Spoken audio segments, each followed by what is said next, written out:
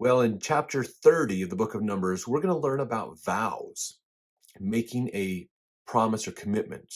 Okay, and this is really interesting because it's more dealing with uh, understanding there's a dynamic in a family relationship back then, and where the father, okay, he was the ruler of the household. What he said went.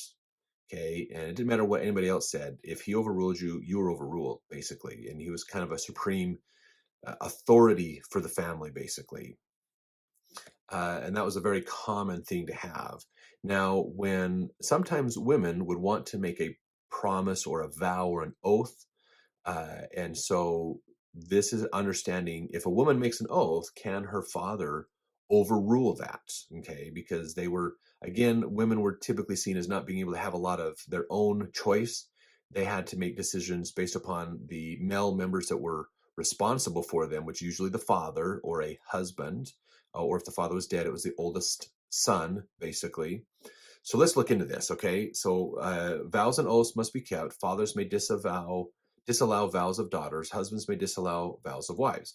Now that's an oversimplification just because it's a chapter heading. So let's get into this to learn a bit more about the details. Verse 1, and Moses spake unto the heads of the tribes concerning the children of Israel, saying, This is the thing which the Lord hath commanded. If a man vow a vow unto the Lord, or swear an oath to bind his soul with a bond, he shall not break his word. He shall do according to all that proceedeth out of his mouth. So if a man makes a vow, he needs to keep it. Plain and simple, basically. Verse 3, if a woman also vow a vow unto the Lord, and bind herself by a bond, being in her father's house in her youth. So this is the criteria. So this is a young woman, okay? She is vowing a vow, basically, but she's still living at home, and she's not married or anything else. So she is under the jurisdiction of her dad, basically. Verse 4, and her father hear her vow, and her bond wherewith she shall bound her soul, and her father shall hold his peace at her, then all her vows shall stand, and every bond wherewith she hath bound her soul shall stand. So if she makes a vow and her dad knows it, and he does nothing about it, the vow is good, and it shall stand, and she shall honor that vow and keep that. Verse 5, but if her father disallow her in the day that he heareth, not any of her vows or of her bonds wherewith she hath bound her soul shall stand, and the Lord shall forgive her because her father disavowed her. So here's what this means basically is if she makes a promise, okay, and her father hears it and he says, no, that's not a good thing, he can disavow it immediately, and her bond isn't valid anymore, basically. And she's not held accountable for breaking that vow, basically because her father broke it. So that prevents her from getting into a trouble, basically, with the law, claiming, well, she said this promise, but then she broke it because her father wouldn't let her do it. So she still gets punished. No, she doesn't. She gets off, basically. There's no loophole in this to secretly punish people. Uh, but if the dad hears the vow and does nothing about it, the vow stands. Okay, and when the vow stands, it's important to realize if the vow stands, she has to fulfill it. If she doesn't, she can be punished for it. That's like breaking a promise or breaking a rule. Okay, same with men. If you break the vow, you're punished for it. Same thing, basically. All they're saying in here is that so a woman can make a vow, but if she is a young woman and she is in her father's house and her father immediately decides that's not a good vow, he can break that vow for her and cause her not to have to honor that.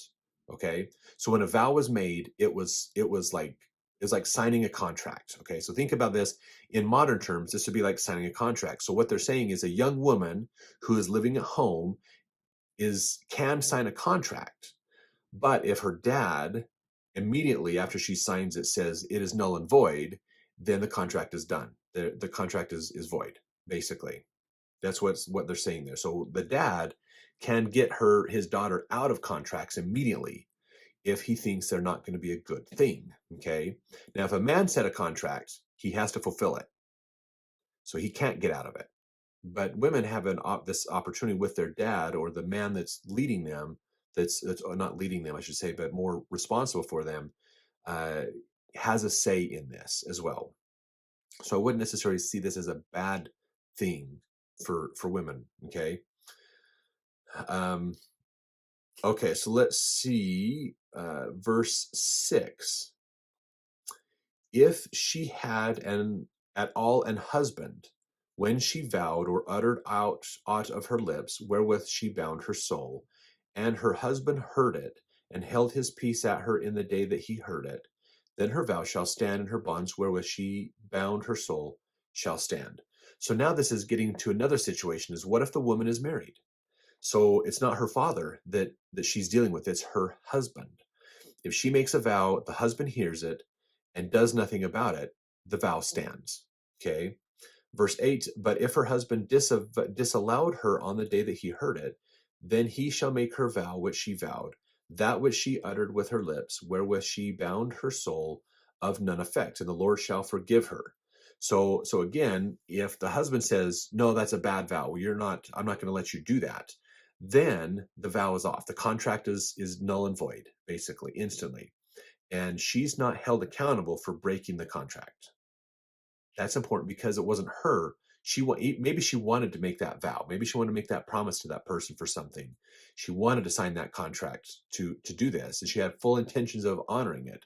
But her husband said no. She's not held liable for breaking the contract.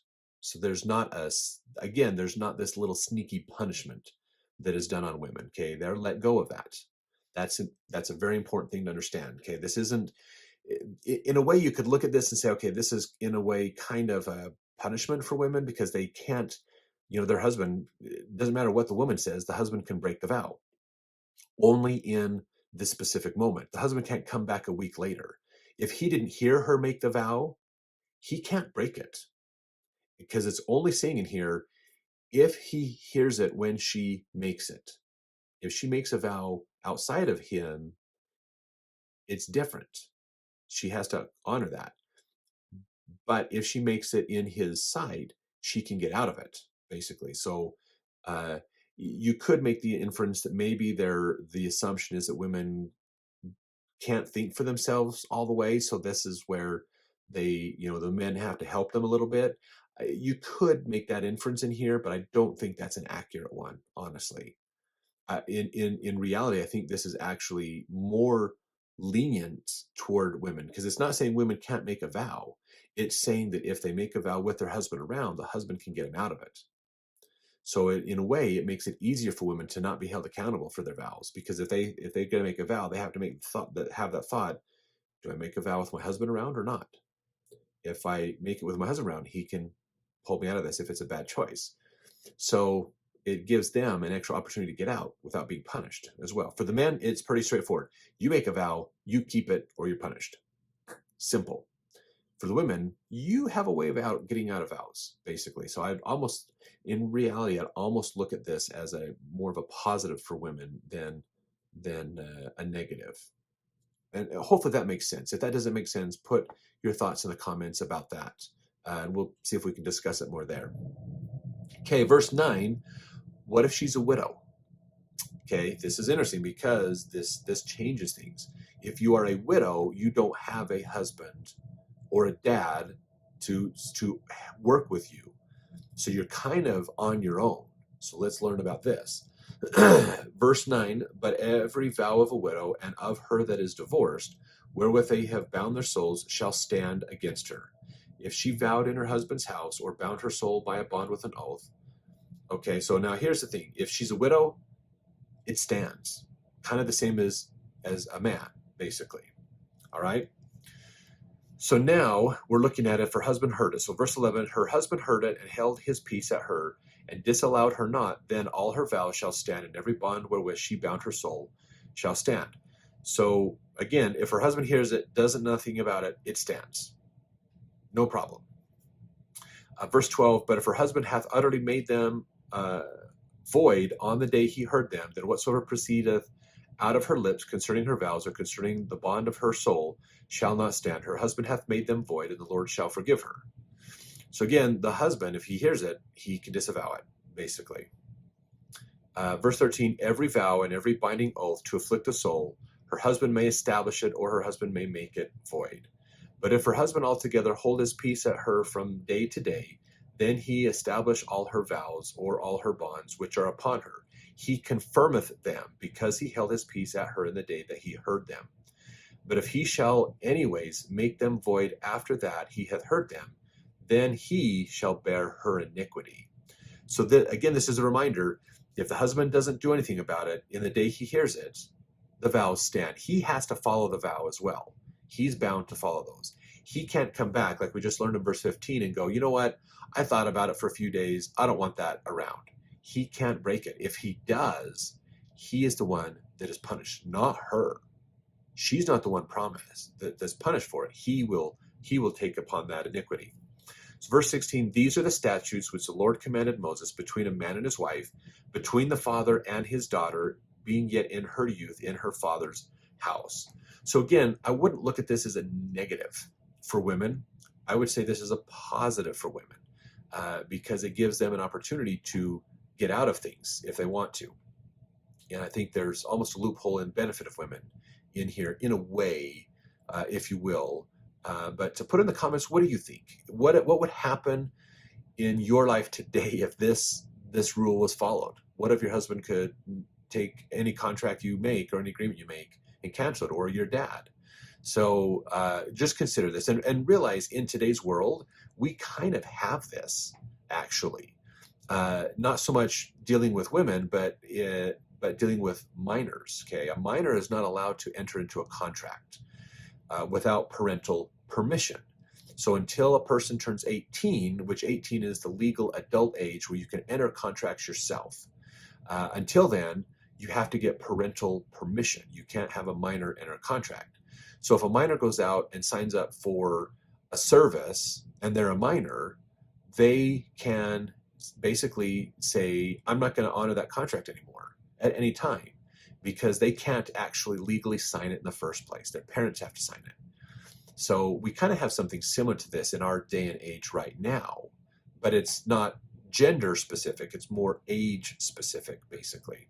But thanks for watching. I hope you guys are enjoying these videos. I know this isn't super exciting stuff that we're learning, but hopefully you see some of the nuggets, some of the little pieces of insight in these scriptures. And if you do, I'd love to hear it in the comments as we go through these, what you're learning, what are the insights that you're gaining on these.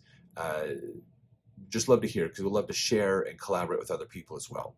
So thanks for watching. We'll see you in the next chapter as we're starting to get ready to move on in the story of the children of Israel.